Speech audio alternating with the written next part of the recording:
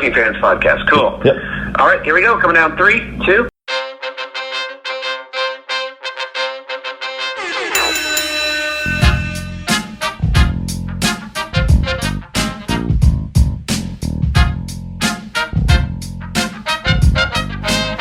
Welcome back for another week of the Working Fans Podcast.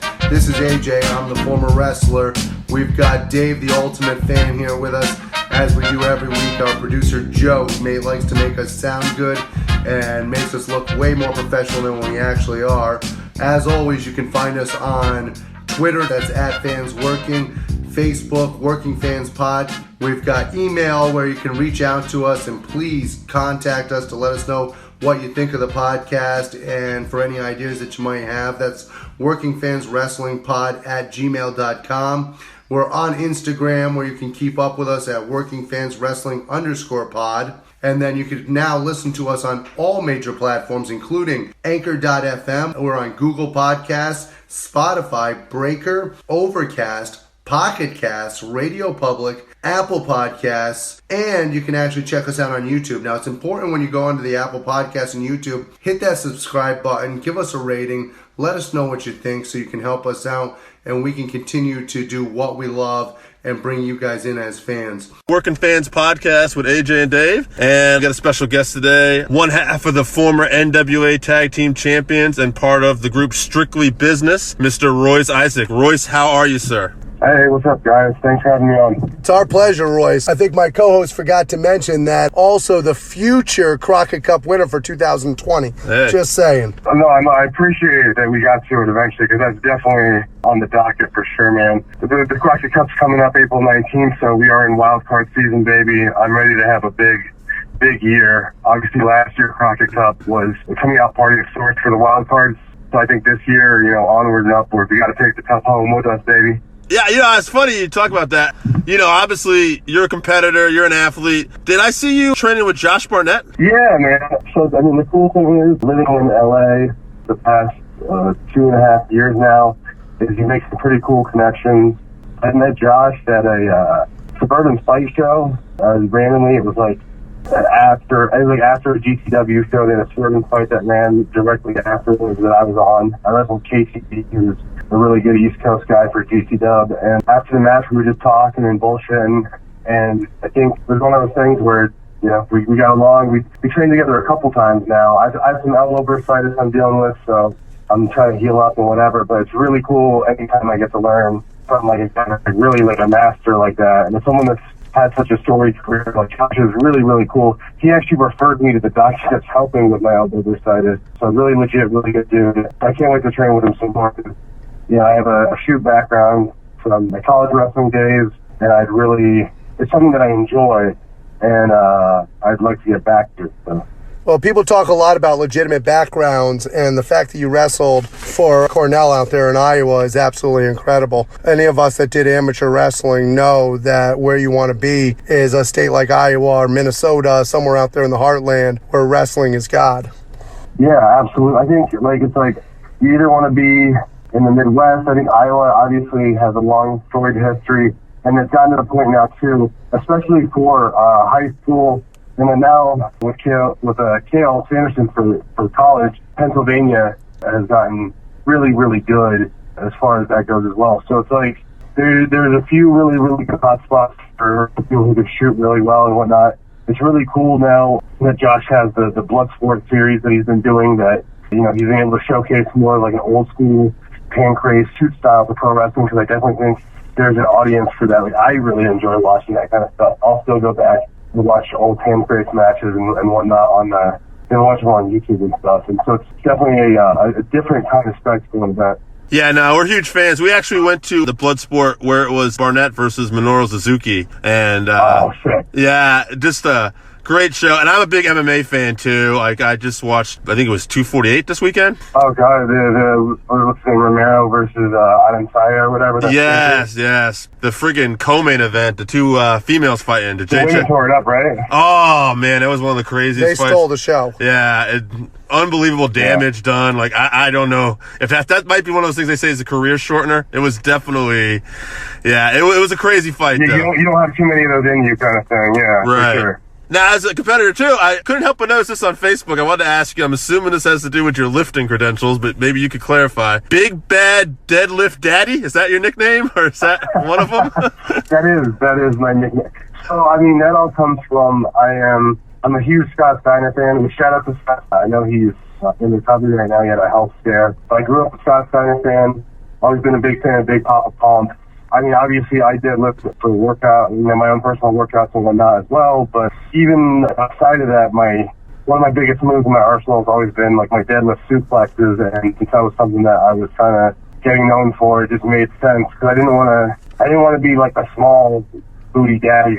I mean, one, I have a big butt, that'd be kind of weird, and two, I didn't want to completely like bite off his style and whatever, but I wanted to pay homage to Steiner and kind of incorporate my own, what would be my take on it. So Big Bad Deadlift Daddy is how that came into play. Awesome. Royce, the first place I got a chance to really see you perform was Championship Wrestling from Hollywood. And at that point, you had more of a almost Scott Steiner look with the bleach blonde hair and the goatee. But did working for Championship Wrestling from Hollywood, did that actually get you used to the studio, which seems more similar to what you're doing now with the NWA? Yeah, no, I definitely think that style, like, a lot of people don't realize that they have to watch Hollywood. It is filmed in that studio style. I think that really helped me be prepared for what a studio day would be like. I think that, getting to work with various, talented people on the way up there, like, people like Bateman, and Andy Brown, who's still there, is really, really talented. Super beneficial for me. It was definitely, it was the same similar style. And I don't know if a lot of people really get that on their come up in the indies. It's like, there's definitely a lot of places where you can get a really good match and some that can help you become a really good wrestler because maybe you're getting 20 or 30 minutes. But especially when you get to TV somewhere or you work for a big company, there might be times you have to realize how to like get yourself over but only wrestle for 6 to 8 minutes. And Hollywood also really helps with that, with time constraints and hard cameras and all the kind of little extra stuff that they don't always necessarily go over unless you have a really good trainer, One of the matches that I'm going to recommend people go out and check out there, anybody who's a fan of yours or a fan listening to this podcast right now, check out, I believe it's from 2018, you versus Joey Ryan. If they want to see how good of a skill set you have and how great you are at selling and playing to the crowd, that match, I thought you were absolutely phenomenal. So I hope people go out and check that one out. I appreciate that. I really enjoyed that match too. I think Joey when Joey really wants to go and do his thing, like people forget he used to be Joey Ryan, the technical wizard. Joey's really good in that too. And, everyone needs a good dance partner, so I got to give props to him as well. Another one, with people like the Blood and Gore, me and Bateman had a full rope match last year that's on YouTube in full, so I would really recommend that. And if people aren't familiar with Bateman, he got signed to Ring of Honor right around the same time that I started really doing stuff heavily with NWA. So it was really cool to have like a really physical, bloody beatdown match with him for sure. So both of those are on YouTube, and I would recommend either one if you're trying to check me out. Yeah, it's interesting that you bring that up because he's talking about the technical match, you're talking about the bloody match, and now, like, you're in Strictly Business, you're a serious performer, but you also kind of have this different thing going on with Mae Valentine and Sal, and it's interesting. It almost reminds me of, like, and no offense to Sal, like, I don't want to say he's playing George Steele, but, like, it reminds me of, like, the Macho Elizabeth thing, and it's interesting, though, because it's, like, there's more versatility, it seems like you're getting to do in, different aspects of your character now, evolving. Yeah, no, I mean, I really, personally, I find it a blessing that I've been able to show off more folds in my character and what I can do in more range. I think that only benefits me long term. Like, I hope people can see that and recognize that as well, and hopefully they will over time. I think it's important to not just be one dimensional. Like, there should be, like, wrestling, one of the greatest attributes to me is that it's like such a variety show that you get so much out of it,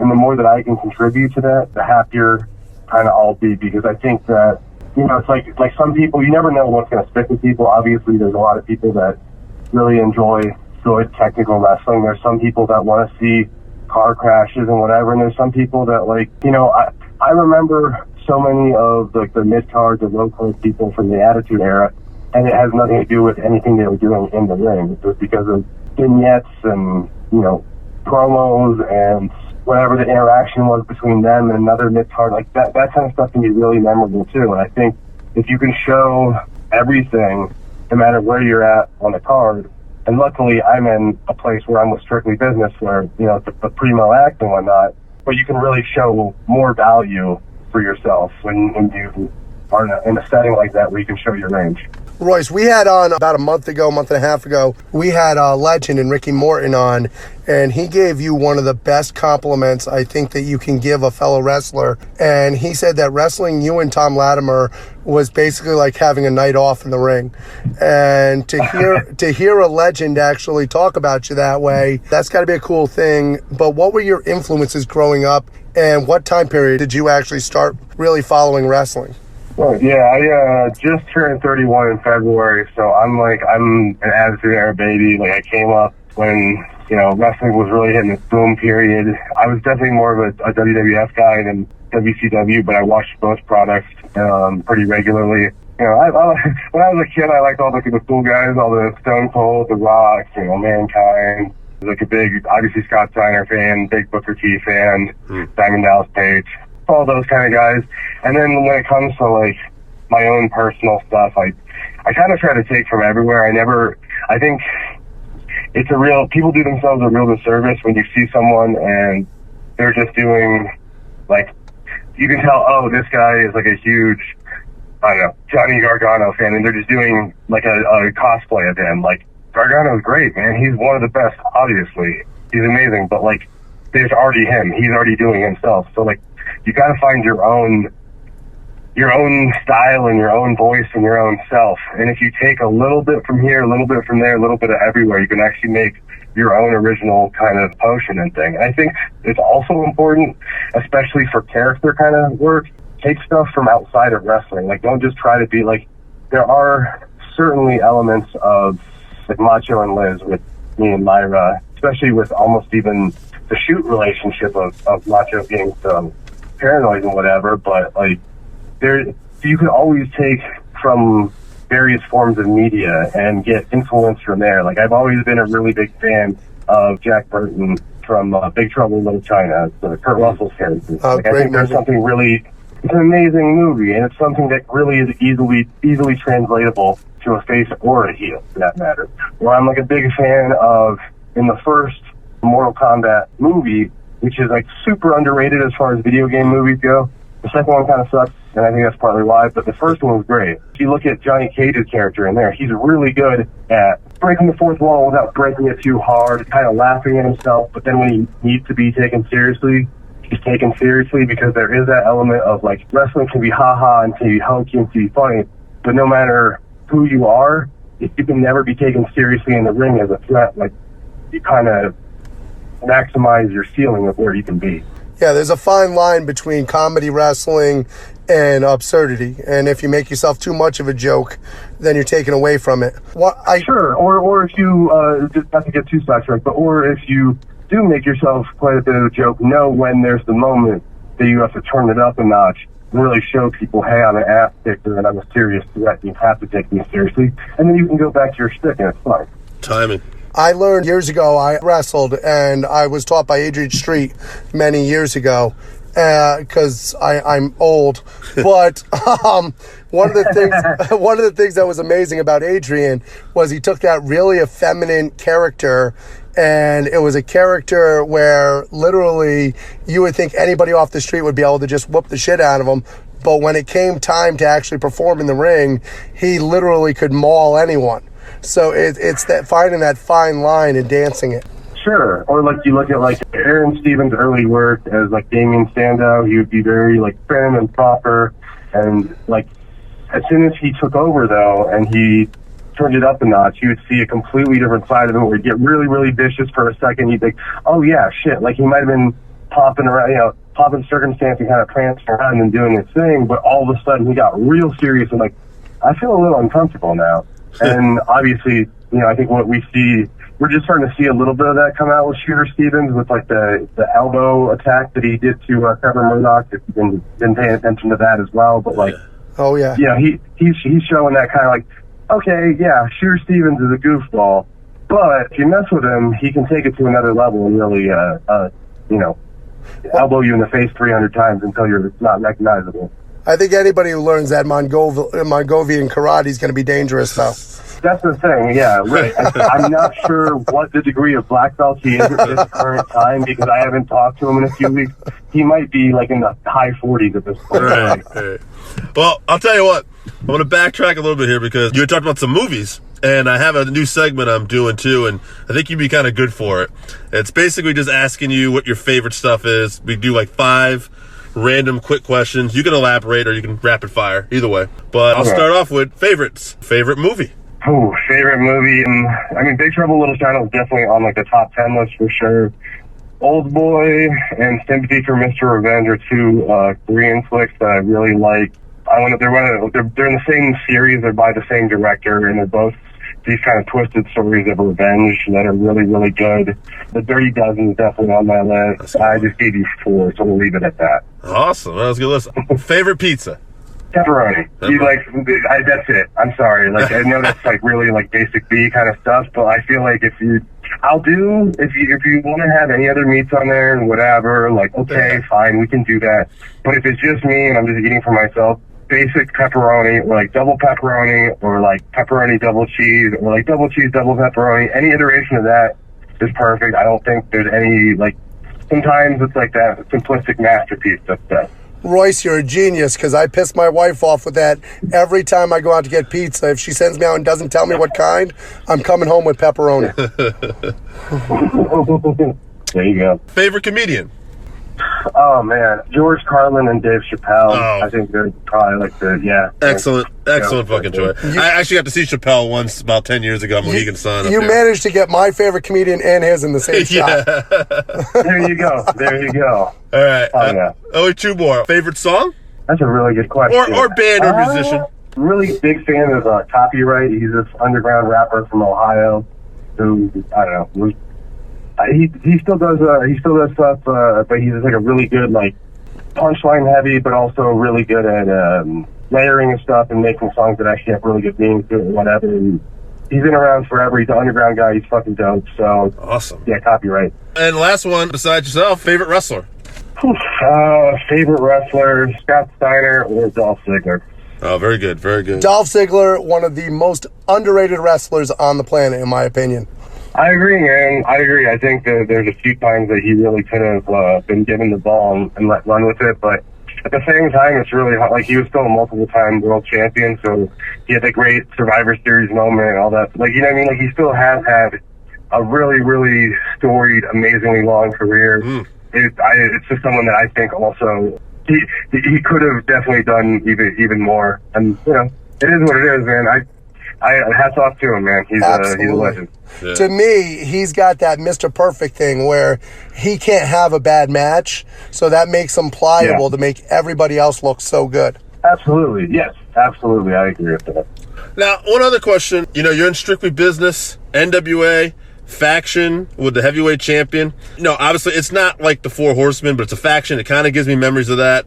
Just out of curiosity, hypothetical fantasy booker, if you could put a 4th guy with you, besides, I'm not discounting Camille or anybody, but, you know, besides Latimer and Aldis, who would be another guy you think that might fit in that group?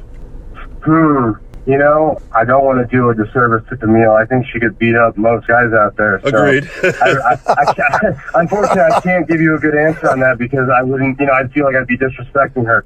Nope. 100%. She honestly might be the second toughest in our group behind Nick. Just being real. All right. Camille, it is. Beautiful.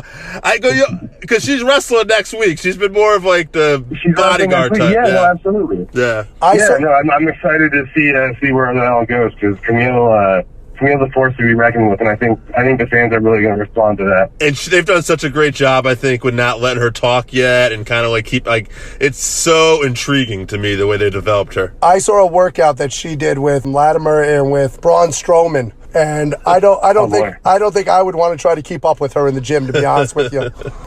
No, not at all. Not at all. She's a beast. Crockett Cup's coming up. Is there anything you want to promote out there? I mean, the biggest thing is Crockett Cup. If anyone's listening and they're not, you know, clued into what it's all about, April 19th in College Park, Georgia. Tickets are on sale right now at nationalwrestlingalliance.com/Pocket Cup. If you go on my Instagram, you can find out more information about all that at Royce Issacs. I think right now, I'm not sure when this will air, but I know they're doing some like 4-pack deals on tickets and all that stuff.